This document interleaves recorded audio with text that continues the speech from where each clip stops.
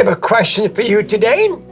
How many times have you heard people talking about the importance of learning to love yourself? Has it become like hearing what we used to call back in my day, elevator music? Stay tuned.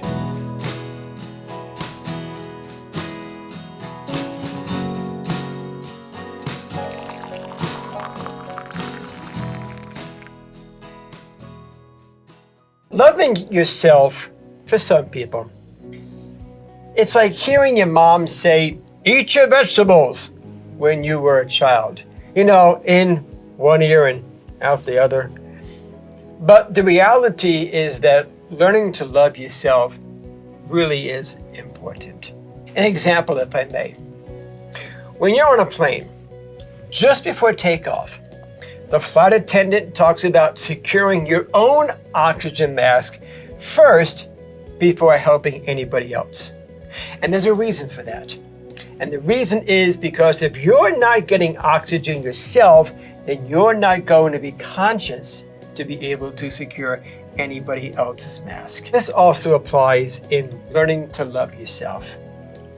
If you're not able to give yourself the love that you truly deserve and need, how are you going to give it to somebody else? Yes, learning to love yourself is not easy and cannot always be self-taught if you were never given the love you needed during your formative years. Loving ourselves is more than just a feeling that you have about yourself. Oh, much, much more. Learning to love all of yourself is difficult. I know, I get it. This means body, mind, and soul. All of yourself.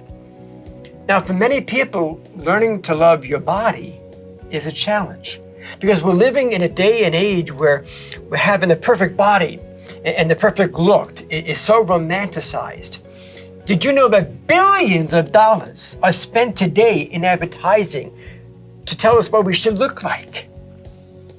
So learning to shut down the chatter from the world around us and love yourself for who you are is important. The fact is, there is no perfect person, only a beautiful child of God.